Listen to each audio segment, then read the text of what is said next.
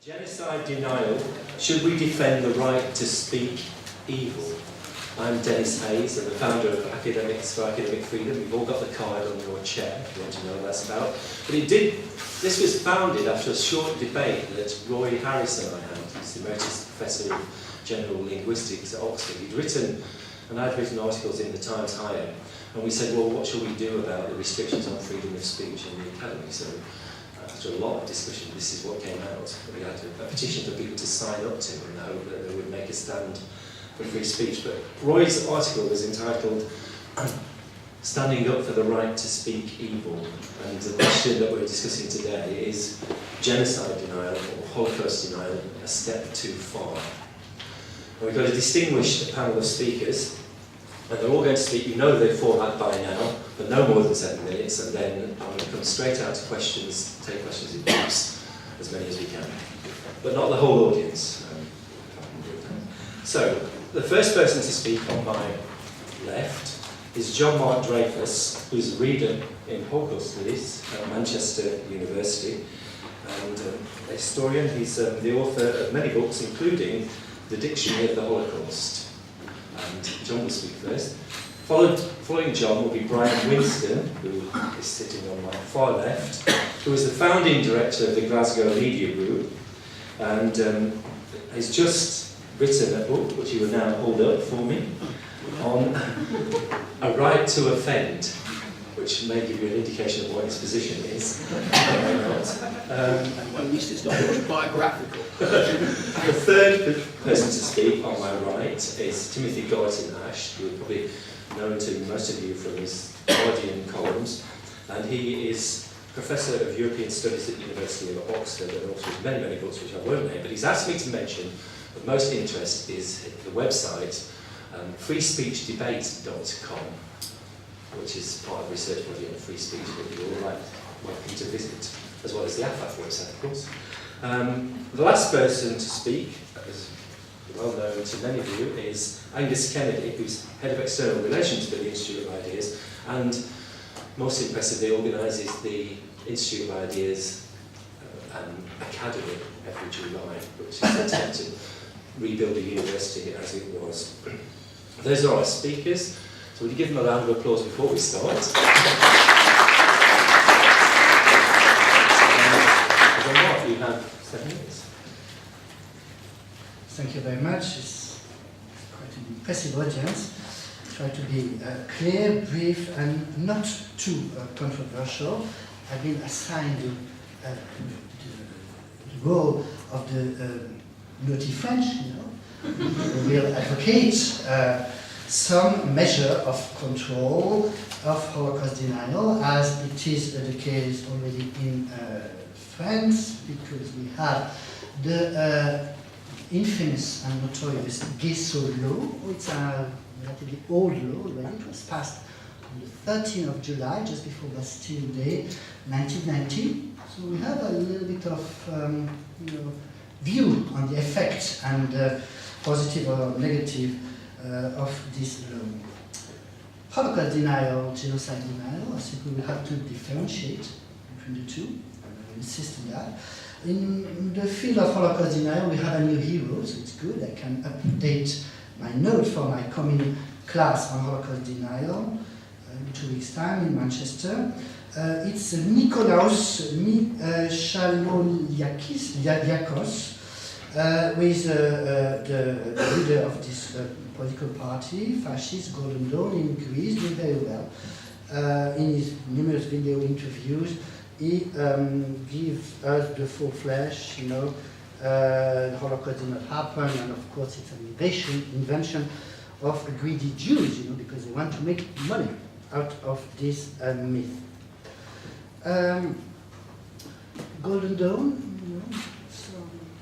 as they're seeking responsibility in the government, probably, as they're very benign, those are very violent conduct in the streets. They not only harass journalists, they beat journalists, migrants, etc. Holocaust denial, it's not only an opinion, it's a mindset, and I would say it's a metaphysics. To to quote Sartre, the definition of an anti-Semite, the very definition of Holocaust denier is this denial of the Holocaust. It's a vision of the world, a vision of history. It's a system, extremely closed system functioning, that Jews are so powerful that they can produce not only one book, but a series of books, millions of books, forgeries, of course, faked. They can control academia, they can control us, of course. It's not really a mindset, it's a demonology, of the Jews, with the conclusion that you could have, if the Jews are so powerful and can control the media, the academia, etc. The result is that something has to be done against them, and what is to be done, directly or indirectly, that Jews are being killed in Europe. Today, in the 21st century, it happened in France this year, last year, and there was an attempt 2 weeks ago that has been prevented by the police. Genocide denial. It's more difficult. I have a problem with the word genocide. The G word, to quote Jacques Sénin, one of my distinguished colleagues in France, there is a problem in the definition of a genocide. Nobody agrees. We don't know what a genocide is. Oh, we could go back to the definition given by Lemkin. Most quoted Lemkin definition. It's very tricky, very difficult. It's a non-definition, and it could include many occurrences, different occurrences of mass violence. Legal definition, Convention for the Prevention of Genocide, 1948 in Paris, December. Very difficult, very tricky, and I attended a recent global conference, INOG, of genocide scholars, and they spent the conference with the many panels trying to define what a genocide is. So a law banning genocide denial would be very problematic. I would not advocate it. A law banning, in certain circumstances, Holocaust denial, I think yes, it's necessary, it's helpful. Of course, we will have to discuss the way this law should be implemented. Thank you. Right. I seem to have been struck down, so forgive me if I sound a bit Kermitish. There's no issue between myself and Jean-Luc on Jean-Luc.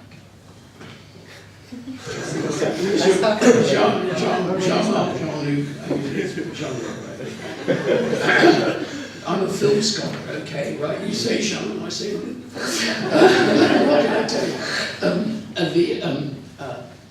There is no question about evil, there's no question about difficulty, there's a question about utility, and I want to come back to first principles rather than to talk about the particularities in the first instance of the Holocaust and its denial. The articulation of a right of free speech is obviously an Enlightenment right.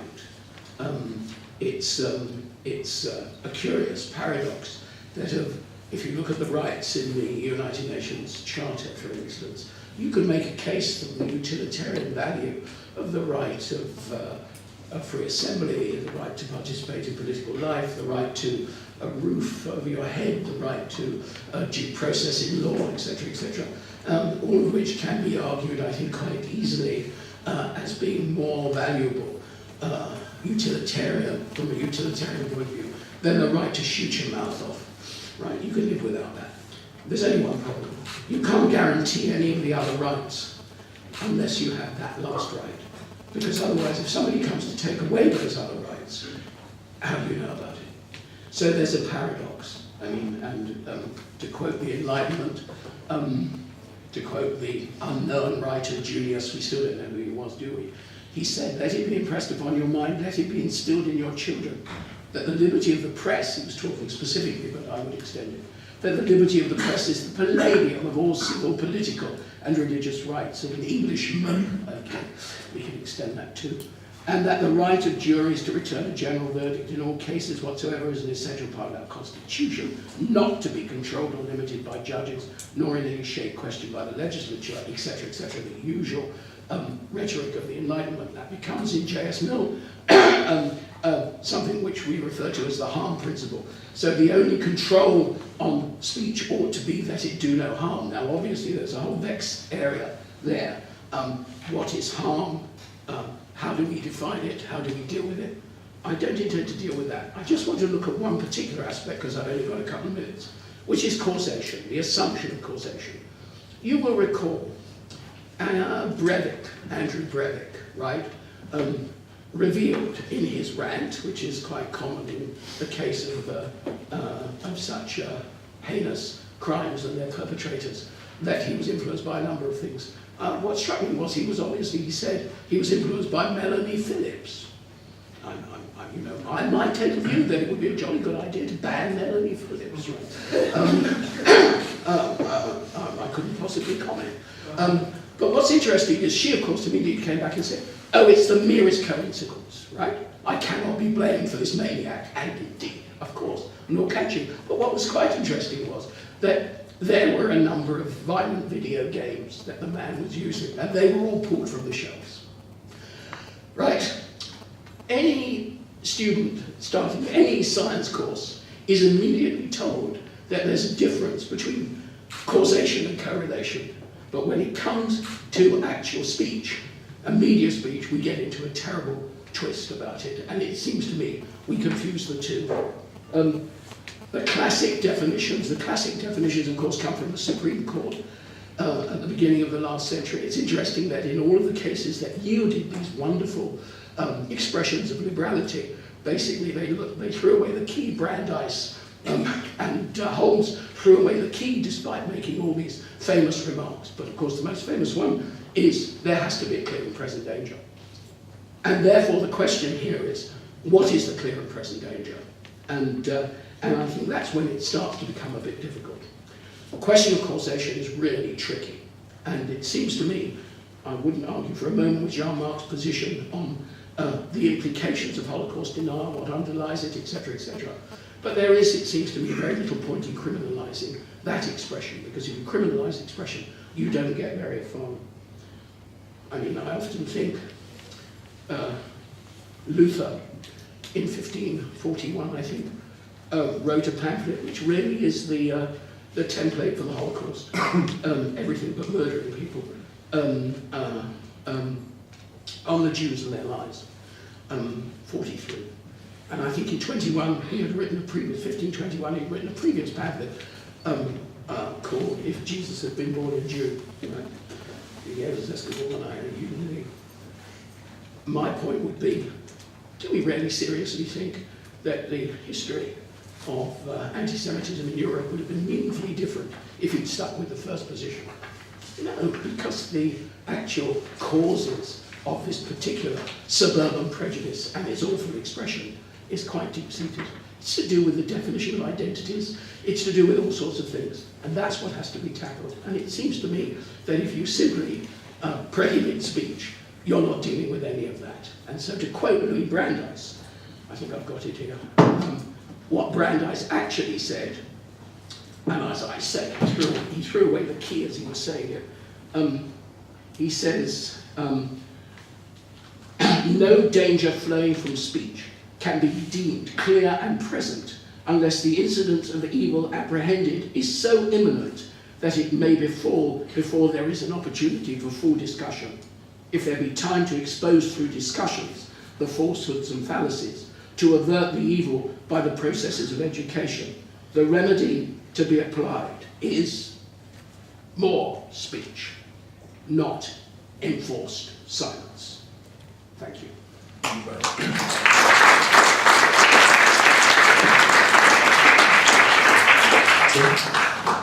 I was born in 1955. I studied German and European history. For me, learning about the Holocaust of the European Jews was a formative experience. Really, everything that I understand to be the European project over the last 50, 60 years, in some sense, derives from the motive never again. Of course, many, many other very horrid things happened in many parts of Europe. But for me personally, the unique horror of the people of Goethe trying to exterminate the people of Mendelssohn was a motivating force. Now, it's from that position that I want to argue with absolute confidence that we should not criminalize Holocaust denial or any other form of genocide denial as proposed in the framework decision mentioned here. We have at Oxford this big project on free speech. One of the 10 draft principles we put out, do look at the website, is we allow no taboos in the discussion and dissemination of knowledge. We allow no taboos in the discussion and dissemination of knowledge. That seems to be one of the simplest and easiest of the principles to defend, and within that, memory laws seem to me one of the easiest and simplest to rule out. There may be some difficult cases about science or medicine, but memory laws, it seems to me, a no-brainer.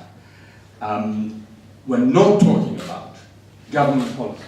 We're not talking about official days of commemoration like the Holocaust Day. We're not talking about what should be taught in school. We're talking about specifically the legal criminalization. And let me give you 4 reasons why this is a very bad idea indeed for a Europe whose motto is never again.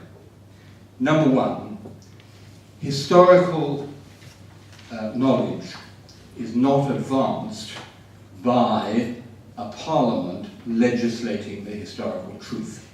It is advanced by even the wildest hypotheses being tested against the evidence, tested to destruction in the case of Holocaust denial.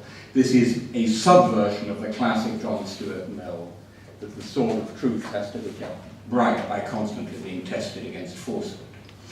Secondly, Holocaust denial laws are not, in my view, the most effective way of combating Holocaust denial. Quick example, the ghastly David Irving. What happens with David Irving? Deborah Lipstadt, an American author, says Irving is a Holocaust denier. Irving sues in the British courts. Britain does not have a law criminalizing Holocaust denial, and is utterly discredited. Utterly discredited. The court certifies him as a Holocaust denier. Then, a few years later, Austria, which does have a Holocaust denial law, locks the bloody man up for something he said years before, enabling him to pose as a martyr for free speech. Question, which was the better way to combat the Holocaust denial of David Irving? I rest my case. Third argument. There is in increasingly multicultural societies, with people from all different communities in the world, inevitably a kind of taboo ratchet, or what you might call an auction of victimhood. So, for example, the Armenians come along and say, well, why uniquely should the genocide of the Jews be protected, but not the genocide against the Armenians? So that now we have the position that in Switzerland, it is a crime to deny that what happened to the Armenians in 1915, 1916 was a genocide, while in Turkey, it is a crime to state that it was. So what is state-ordained truth in the Alps is state-ordained falsehood in Anatolia. But the ratchet goes on, because then along come the East Europeans and say, hey, but what about the Gulag? What about the crimes of communism? And this is not a theoretical thing. The Hungarian parliament passed a law specifically on Holocaust denial. Within a few months, a new government had come in, and the law's formulation was changed to read, I quote, to punish those who deny the genocides committed by National Socialist or communist systems, unquote. All of the above. No definition of what is a genocide committed by the communist systems. So you have the taboo ratchet. Fourth and final point, and this I think is a very important one, which I hope we can spend a few moments on. When we had the recent controversy about the so-called innocence of Muslims YouTube video, there was a great discussion at the Frontline Club, which some of you will know. And a very nice lady in the audience said, you know, I try to be respectful of everybody's sacred things. I would never, to my Jewish friends, put in question the reality of the Holocaust. And David Aronovich from the platform said, oh, but many people do.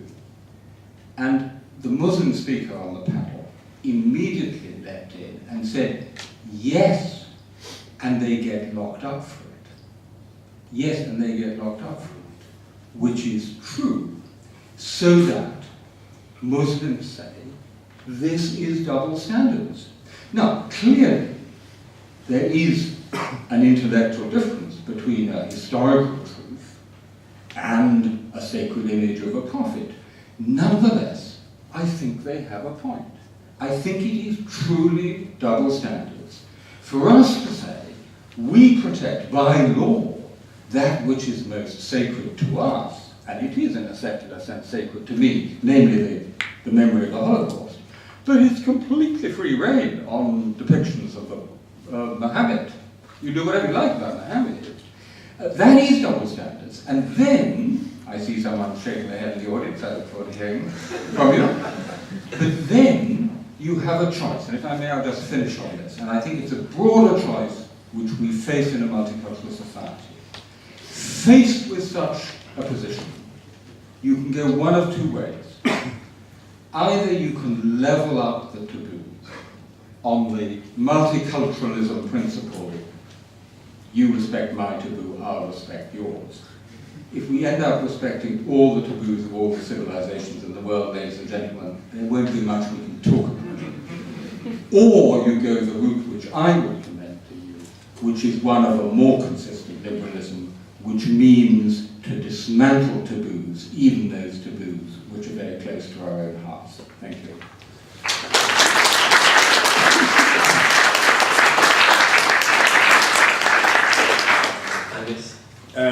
I think I want to talk about genocide affirmers more than I want to talk about genocide deniers, and I'll try and explain what I mean by that. But first, I think genocide denial has always been a much sort of noisier brand than it has been a real force in the world. I mean, it had a bit of a heyday in the 1970s in France with Faurisson, a kind of rather lame literary critic in the south of France who denied the Holocaust and was taken apart by, among other people, the classicist and French structuralist Pierre Vidal-Naquet, who was a left-winger as well, and he did not call for legal prohibition of denial at all, but he argued that contempt is a much more effective weapon. Deborah Lipstadt, that Tim just mentioned, again, of Irving trial fame, she is still opposed to criminalising genocide denial. She shudders at the thought, quote, that politicians might be given the power to legislate on history, which I think is a useful thing to bear in mind. And of course, I think whether or not to criminalise genocide denial is, in a way, maybe the key free speech issue. In the way Tim's indicating, it may be the fundamental taboo. And in that sense, it's interesting that there continue to be movements by governments. France will probably try and push through the genocide denial law, despite it being overturned by France's constitutional court. Will probably try and continue to push it through and argue for restrictions on what the French can and cannot say. To make it clear, I'm completely opposed to criminalisation of speech, or to be more accurate, I suppose, criminalisation of an idea, because that's what this is. This is governments expressing an idea that a certain idea, genocide denial, should be criminalised. Because I don't think history is a matter for judges. It's unsurprisingly a matter for Jean-Marc, who's an historian.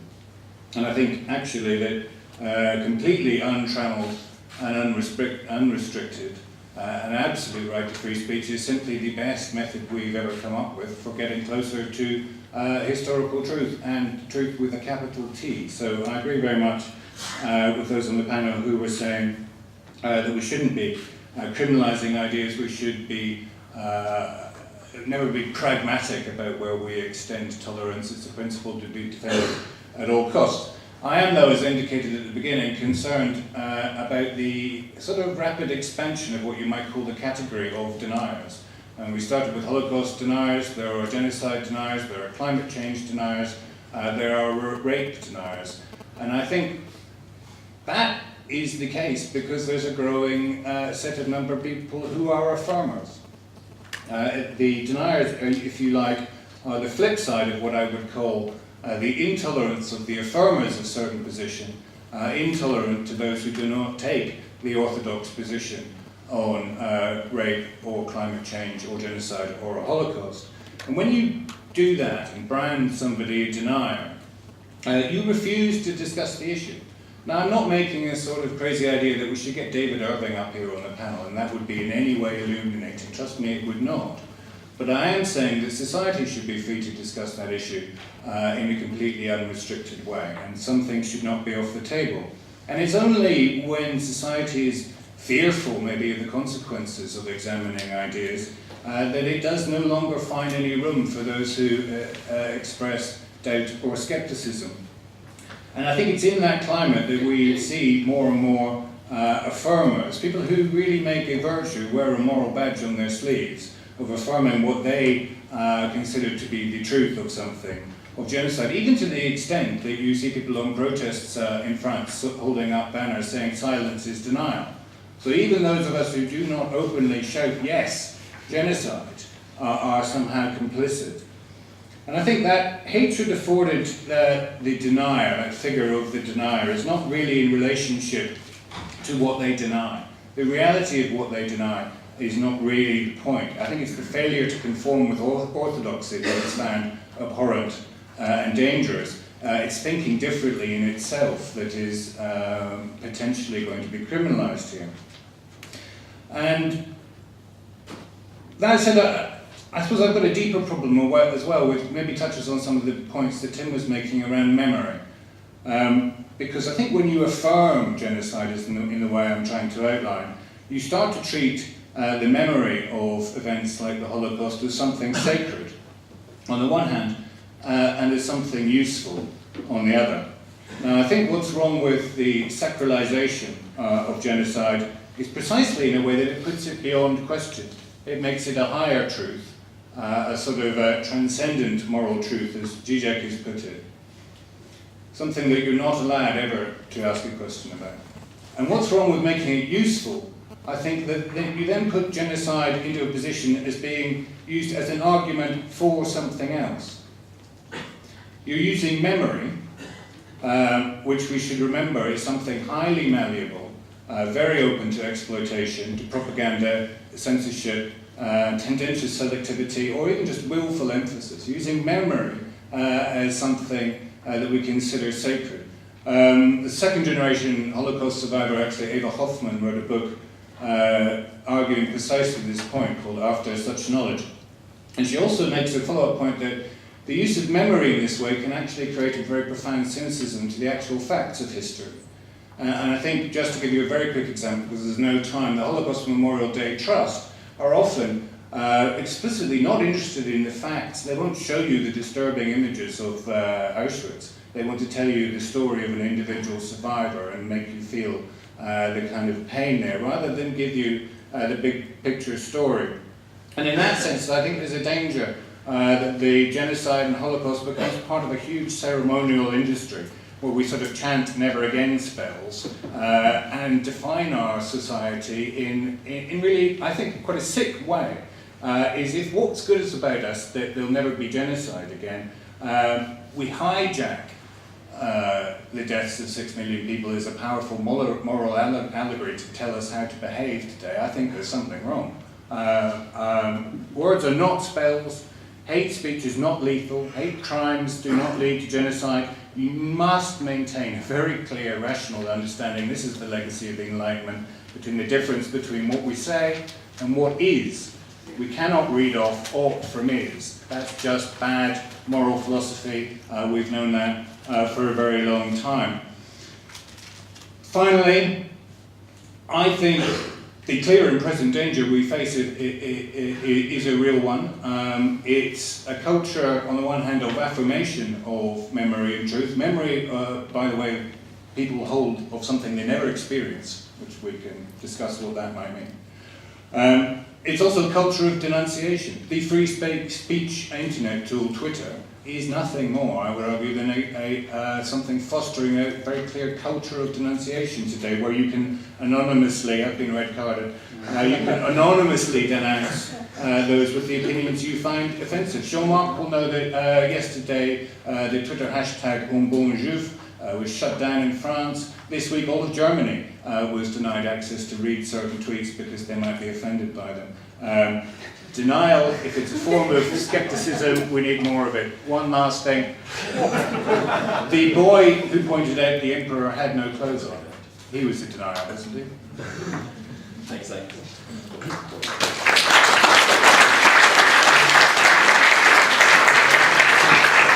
I don't know about the spread of Holocaust affirmation, but I have a Bosnian Muslim friend who, when beating him at snooker, says, "You've committed genocide against me."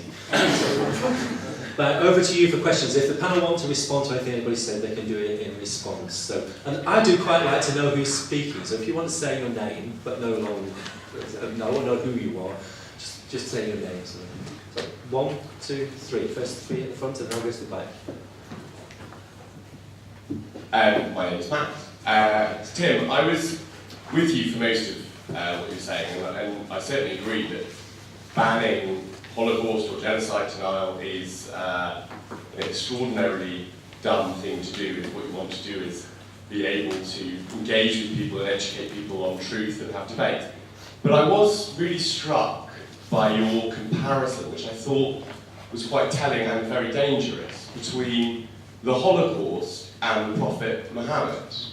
The idea that there is some comparable moral crime that is committed when somebody says the Holocaust didn't happen and the only reason you think it did is because Jews run the world, and when someone says, actually I'm pretty sure that I don't think the Prophet Muhammad was God's emissary, I find disturbing. No. We'll take several. Sorry, that's the way we do it. I'll let it run. I just wanted to ask the panel what its view is on how to deal with states which deny that genocides have taken place. I mean, you brought the example of Turkey. I spent a couple of months in eastern Bosnia this year, and how would you deal with Serbia? The whole country denies it. When I visited Potchari, a woman who worked there said that there's been no Serbian official ever. There's no school children who come visit that place. No one acknowledges the atrocities that happened. So, what do you say to that? What's your name? Just so you can say. Oh, it's Leila, and I'm not Muslim. Okay, later, thank you. And to go with Mike. Hi, Tom Kelsey. I suppose I just wanted to comment really on this debate. It's a very personal debate for me. When I was about 15 years old, the first big news event that I was massively aware of and sort of followed in every sort of detail was the Rwandan genocide. I was just so horrified and just couldn't understand how on earth that could happen.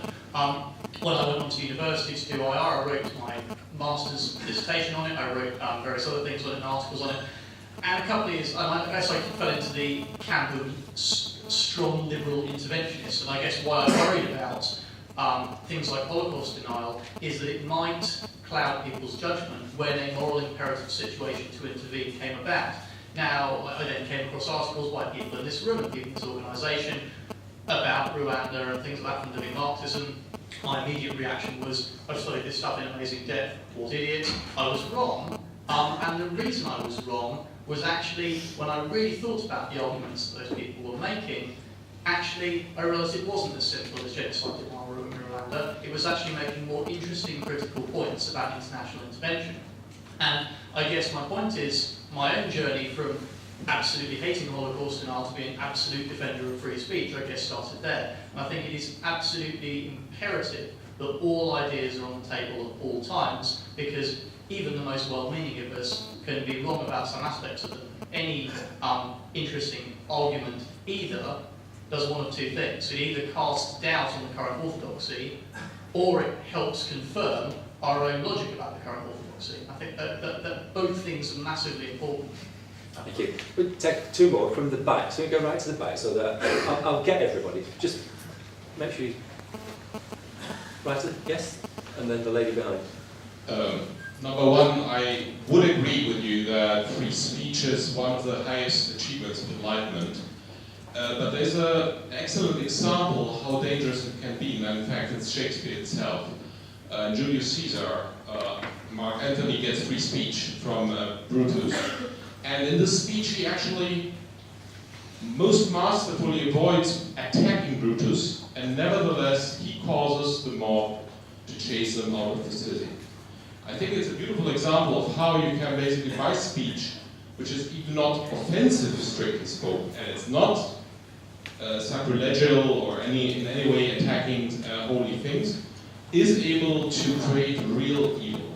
My question to you is how to address this. Want to give us your name? Just Daniel. Daniel, thank you. Just so we know. We know where you live as well.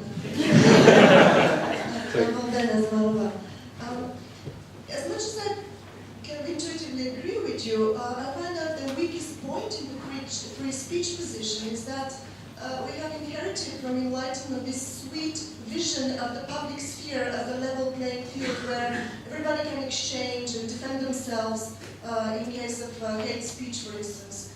But if you take this recent turmoil around the offences against the Prophet Muhammad, if they come from a very strong voice in the public sphere, how can the Muslim community reciprocate with an equally strong voice to defend themselves?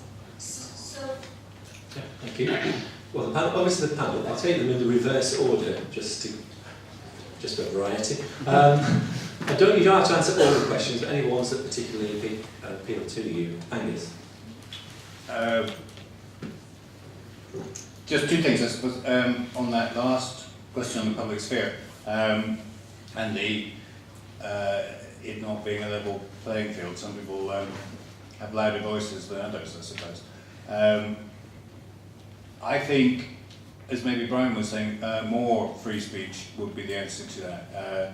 If we were ever to face a situation again, like the laws brought in Nazi Germany in the 30s, the more people that have free speech, I think, the happier I would be. I would never want the state, and goodness me, it was the state in that case, making the playing field distinctly more than unlevel.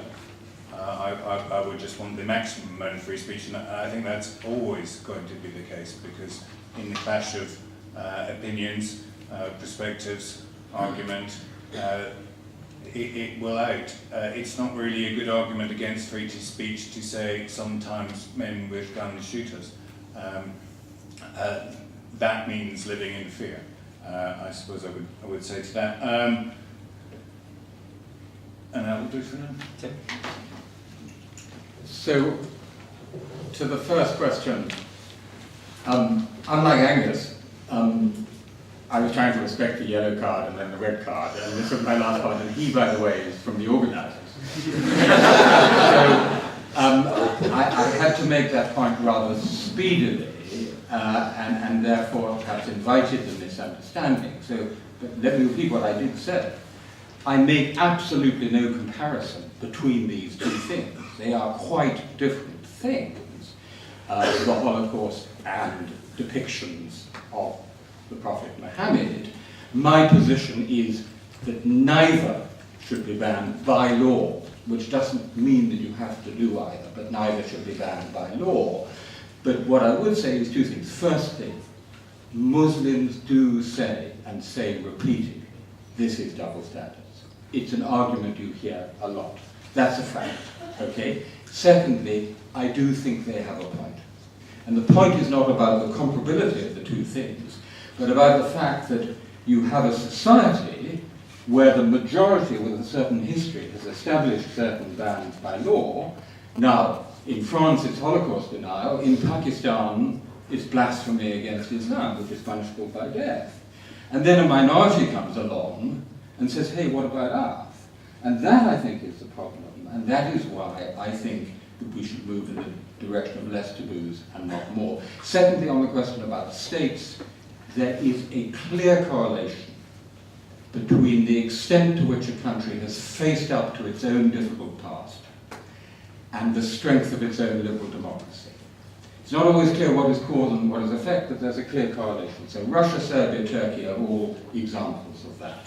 So if a country is faced up to its difficult past, like Germany, we can be fairly confident it's a stronger liberal democracy. Thirdly and finally, to Brutus and to Rwanda, the key distinction is not the one between nice speech and nasty speech, or nasty speech and hate speech. The key distinction is between hate speech and what a colleague of mine calls dangerous speech. That is to say, speech which in a given context, for example in Rwanda, is likely to lead to violence towards life and limb. That's the key distinction. And therefore the same speech, which may lead to no violence at all in the United States, is going to be very dangerous in a place like Rwanda. I'll say something on that. So, Brian. Oh, you want me to go? Okay, yes. All right. Well, less taboos. I mean, I think there are... just to say that...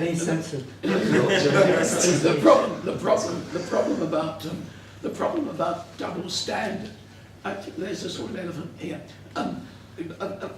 We do have a double standard, obviously, because speech can cause damage. The problem is, what's the damage and what's the nature of the causation, as I was saying. And it seems to me that those double standards inevitably exist. Now, the issue around insulting the prophet, really, we come from a different tradition, and we have a different tradition. And I'm afraid the Enlightenment line on that is Jefferson, present state of Virginia, 1787, right? It matters not to me if my neighbor says there are 20 gods enough. It does not rob my pocket. It does not break my leg.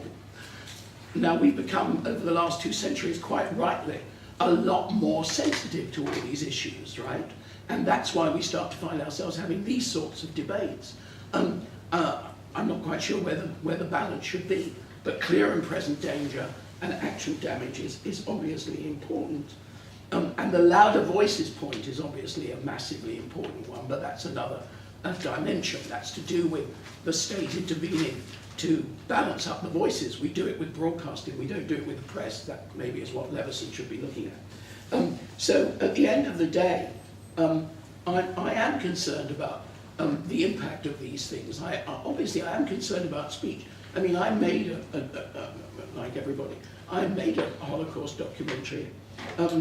And it was really interesting. We avoided all of the available images, but you said, you know, images of Auschwitz, there aren't any. We all think there are, but there aren't any. It seems to me there are all sorts of distortions. There are four deaths. There's 1 minute and 47 seconds of people actually being shot in Latvia, right, in the archive. You know, it is true. It is true. There is very little footage. There's a lot of footage of liberation, right? The images, you know, what conditions the image of the Holocaust that's causing all of this, what conditions it is night and fog. Night and fog is entirely liberation footage, right? It seems to me that there's massive distortions in that record, the whole, I'm sorry, I've sidetracked myself, I apologise, Dave. I didn't mean to get onto this, but I feel it very strongly. We got into terrible trouble because we refused to make a Cowboys and Indians, Nazis and Jews version of the Holocaust. It was the other EBAN series on the history of the Jews that was done in America 20 years ago. So I think that the question in the public sphere is that the whole issue of causation seems to me to be quite central here. And I don't think that in any of these cases you can demonstrate levels of causation that would remotely require the prohibition of speech. I don't think you can at all. I don't think, though, in saying that there aren't circumstances in which speech can cause damage and therefore ought to be prohibited, like in defamation and so on and so forth. If it does cause real damage, then it should indeed be dealt with appropriately. I'm sorry, I got a bit confused there. Right? Okay, so I understand I have 30 minutes. Yeah, photocopy your balancing. Good.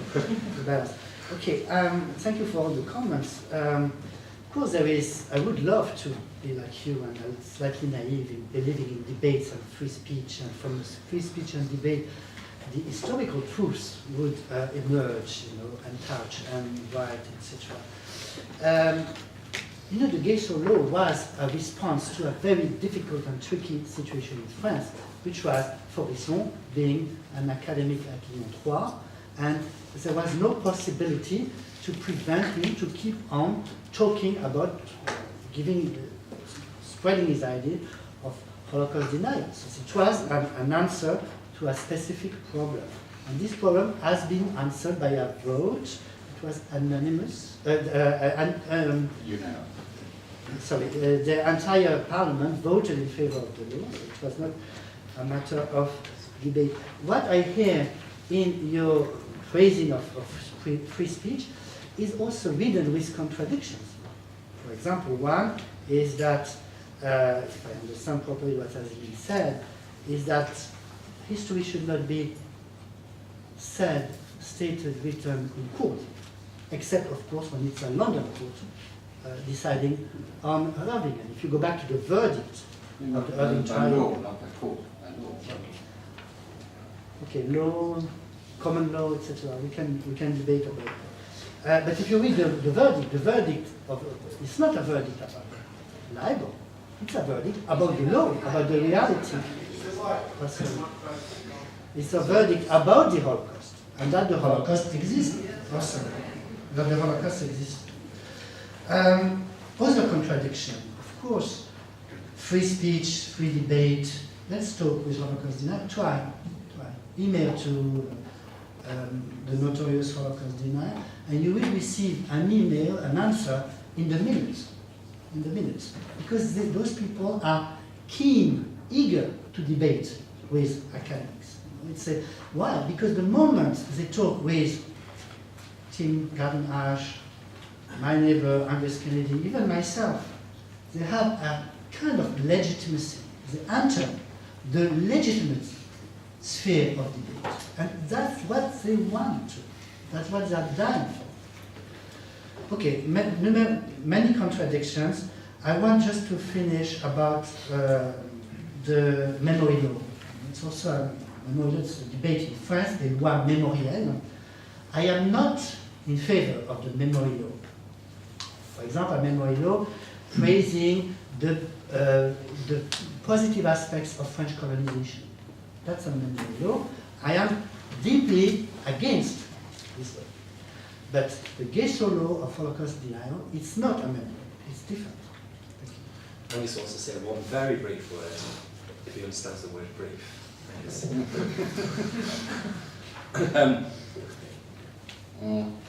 That's good.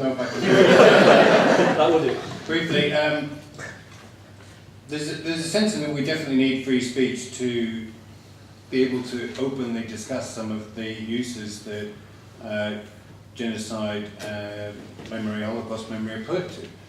Two contemporary examples I saw. Rwanda, Tom mentioned, Paul Kagame was 3 years ago, in the words of Tony Blair, a visionary leader. That's not very long ago. Now, he is no longer the victim / hero of Rwandan Civil War, but in many ways being framed as the man responsible for it, which is something that we still need debate and rational examination and freedom to get to the truth of, I think. The Karadzic trial is ongoing in The Hague at the moment, acquitted him this summer of the first of 2 charges of genocide against him. The second is still to be trialed.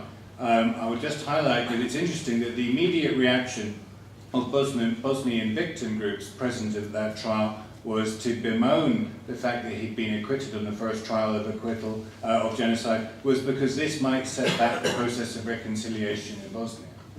Right? So there's actually no concern in that example for the historical truth of it, and little concern for Karadzic.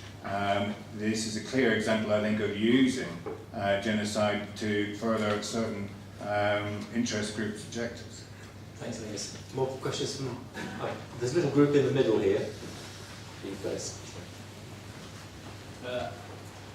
My name's Edward. How long have I got? About a minute? Maybe?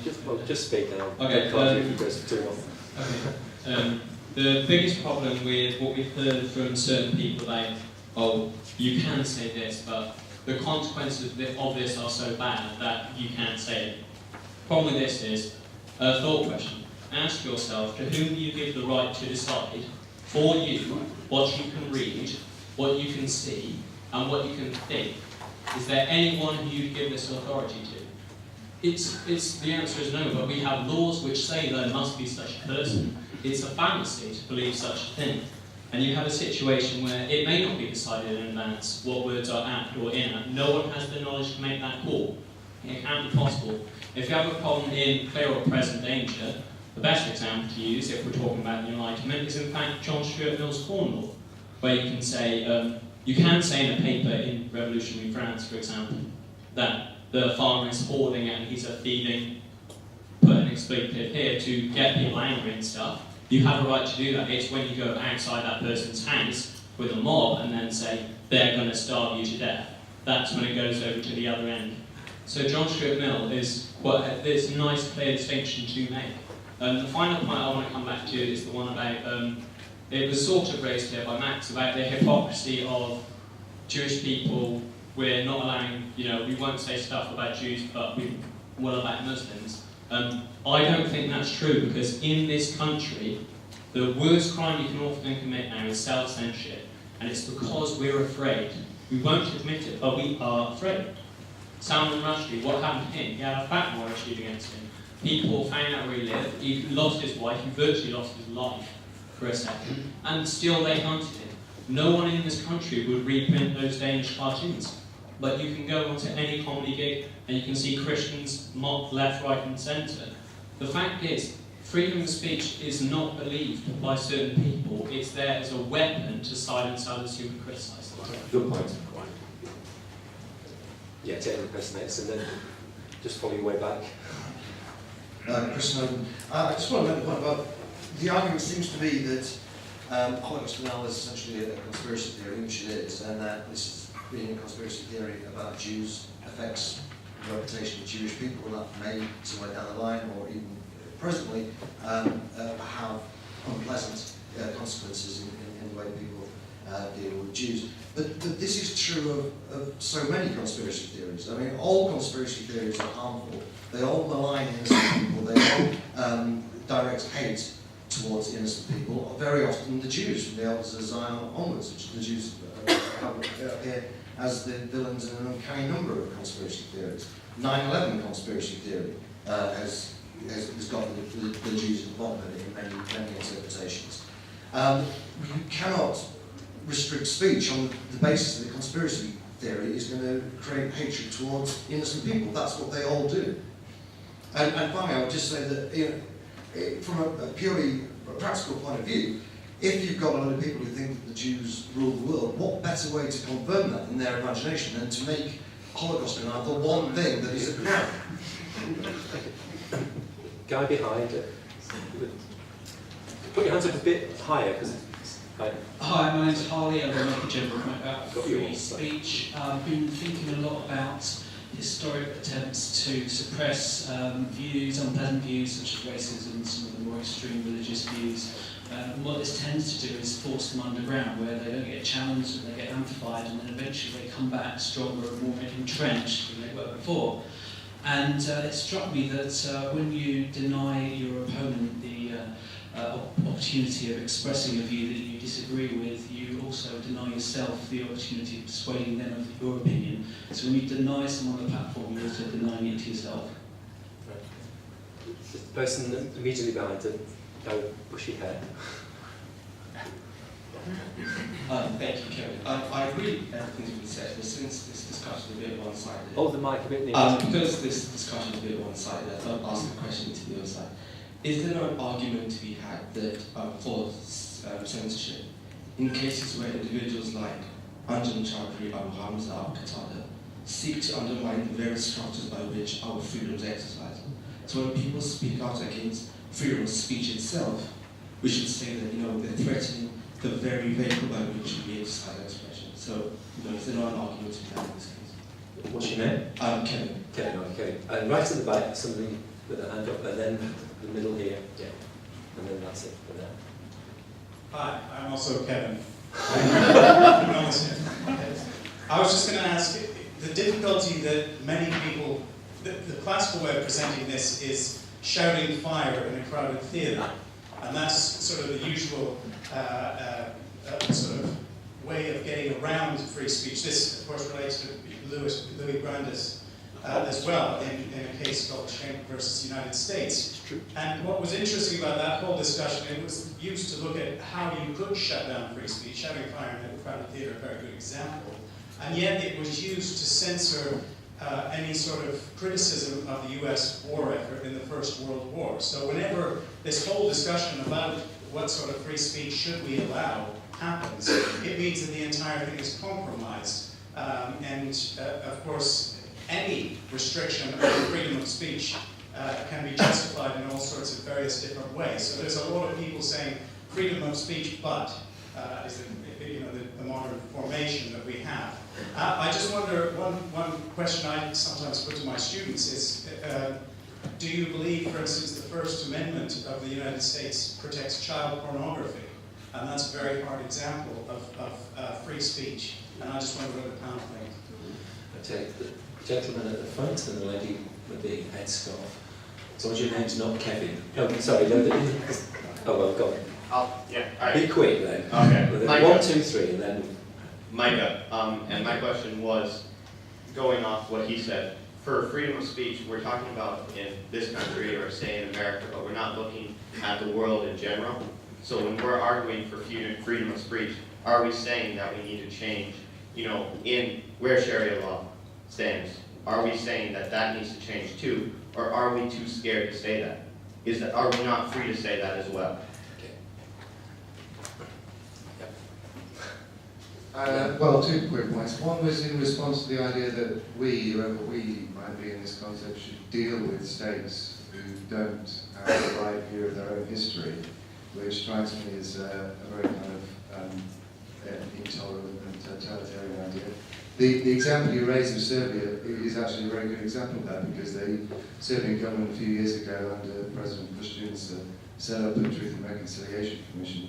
People campaigned against it. It was sympathetic to EU and Western politics, human rights campaigns like that, should campaign against it on the grounds that the Hague Tribunal should sort out the truth, not the United States were incapable of doing it themselves. That's a very clear case of affirmers wanting to use a kind of version of the truth for some other purpose. And my other point was a quick question to Brian, who, unless I misheard you, you seem to be saying that the state should step in, perhaps in some circumstances, and affirm or balance out a range of views. Maybe I didn't hear that correctly. No, not quite. What believe it? That you said they sort of did in broadcasting, and perhaps they do in other areas. I'll explain it. What's your name? Kevin. That's Just the lady, and then we'll come back to that. We'll have one more round after the panel finish speaking. My name is not Kevin, it's Rania. Really, it's a little bit of a comment. I think it comes from Angus' point. Aren't we really in danger of having kind of falling into this new culture of my victimhood is better than yours, which we kind of see constantly repeated? And no wonder, Muslim and other groups are starting to say, just a minute, I'm a victim as well. And I'm really interested in this issue, the issue that Angus raised of affirmation, which is another form of making us self-flagellate. Somehow we are guilty because, if we do not start beating ourselves up and beat our chest up because something happened, some group somewhere, we're not, marching in the streets. So it is kind of some kind of insidious culture which is really about diminishing us and kind of turning us all into victims. Just before I bring the panel, I'll just say, I'm curious about this dangerous speech, because I'm always in favour of any speech, because it does seem to me, and often in the Rwanda case, there's the idea that speech is like a stimulus, but people don't think. And that goes for the shouting fire, which is an action, it's like pressing a fireball on, it's not speech. But basically, when you give speech, somebody listens to you. And even in the most dangerous situation, outside somebody's house, I don't agree with the John Stuart Mill example, but well, actually, I make a point, I'm not allowed, but you still have time to think if you're a human being. And it seems to me that that's always the case. There is no such thing as dangerous speech, and I think you should push the boundaries as far as possible in that. But I shall go the other way this time. John, Mark, sorry. Very briefly, I don't know where to start. There were so many interesting points. Just to say about the laws. In fact, I seem to be a staunch advocate of the Gayso law, But from my view, it's also a problem that could have been solved without this law. If pre-existing laws have been implemented and put in motion. I don't think about libel. Irving trial was too specific. But in the case of France, the creator, the inventor of Holocaust denial, who is not Robert Faurisson, as you know, is Maurice Bardèche. Maurice Bardèche was put in prison in 53, 54, around those times, without a law banning Holocaust denial, but it was a law banning the apology of war crimes. And there is such a law in the UK, as far as I know. You cannot make an apology, you cannot praise fascism. So just using pre-existing law could be a good solution, not to enter into this debate of should new law banning Holocaust denial, genocide denial be voted. Second point, there is a question of who owns history. And Angus very nicely said that, I should be in charge, in the story. No, I don't want to be in charge, I think that history and history writing and history debate and history consumption, name it, should belong to you also. Should belong also to the members, to the MPs and to the media, etc. Thank you. Okay, I'll try. I'm sorry, I lost the plot last time. I got carried away about Bilderberg.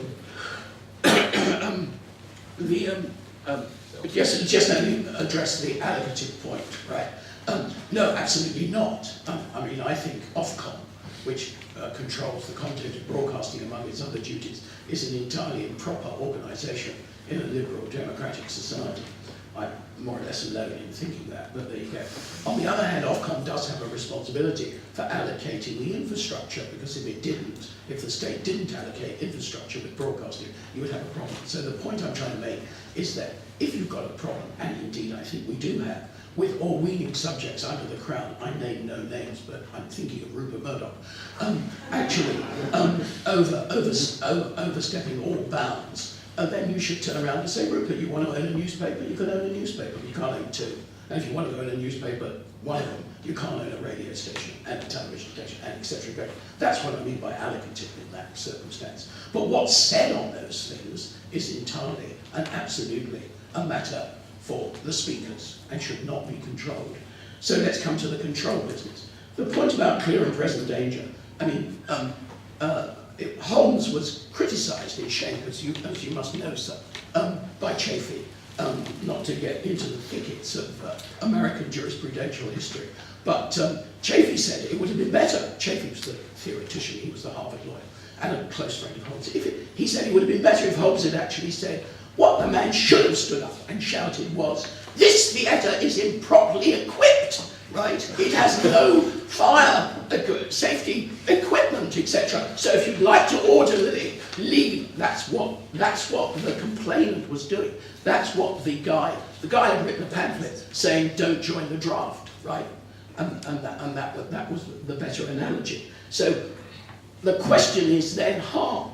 The answer about the First Amendment is it's do no harm. And you can actually, I think quite properly as a society, using legal forms, determine what is harm. We have perfectly reasonable restrictions on the reporting of the names of children, right? We have perfectly reasonable names of rape victims, etc., etc. You can actually come to some determinations on the basis of do no harm. And finally, just to say something to Jean-Marc, look, this is the ivory tower accusation, and it is indeed an accusation that's made all the time against free speech academics and others. You're in an ivory tower, etc., etc. There's no question about the horror stories. There is a big question about the relation of those horror stories to speech. That's all. That's where the problem lies. There's no question about the horror story. Tim? Can I answer Kevin's question? That was a joke, I think. Someone said there's a hell of a lot of self-censorship out of fear. You are so right. One of the biggest threats to free speech, specifically in the West, and particularly in Western Europe, is people saying, if you say that, we will kill you, with or without a fatwa. And one of the draft principles we have on the website is, we neither make threats of violence nor accept violent intimidation. And it's very important, there are two sides of the same coin. The standing up to violent intimidation is as important as not making threats of violence yourself. Here, the state should intervene massively, and at once, and with all its force. And that sure as hell is dangerous speech. There is dangerous speech. It's a hell of a lot more dangerous than shouting fire in a crowded theatre. What the state spends far too much time doing is arresting people for what in Britain are called public order offences under Section 5 of the Public Order Act, or simply forgiving offence, and doing an offensive tweet here or there. No one has a right not to be offended. I repeat, no one has a right not to be offended. So I think the state has to concentrate much more clearly on the real harm, the real danger, which comes particularly from threats of violence, and combat those, and not waste police time chasing down one among a million offensive tweets. Angus. I'll learn my lesson and only make one point. I think the questions that say, don't we need to be intolerant to the intolerant, those who are undermining our freedoms, is an example of when you get on a slippery slope of intolerance. That once you accept a pragmatic, limited, for you but not for the other guy approach to tolerance, it takes on a dynamic of its own. 2 years ago, the UK's chief scientific advisor, John Beddington, said, "We are a society grossly intolerant of homophobia. Isn't it about time we became grossly intolerant of anybody anti-science?" Right? Now, that got largely unremarked, right? But I think it's actually very scary. What also goes unremarked in terms of what I think is a more general trend towards always looking to limit the cases in which free speech might be dangerous, rather than always looking to extend them, is in the 2008 to 2009. What are the figures? I don't want to get this wrong, because then you'll deny that I was right. Talk amongst yourselves. Okay, well, we can quibble over the exact number. We believe you. I think it was some 10,000 school children in this country who were denounced by their teachers for their hate crimes of racism and homophobia. School children. Now, this is a serious atmosphere in which to be discussing free speech. I think it's what I meant by a culture of denunciation earlier on. In that atmosphere, we shouldn't be asking ourselves, for whom should we restrict free speech? We should always be saying, who can we give it to that hasn't got it? Yeah. Thank you. And as somebody said this morning, the tortoise in the microwave of time has exploded. And the microwave of infinity, I'll get it right eventually. Thank you, Great Alice, for that. 10,000. You can continue the debate, because you're now all invited to a drinks reception in the conservatory. There is such a thing as a free drink. Yeah? And you can continue the debate. But would you thank my speakers for the next...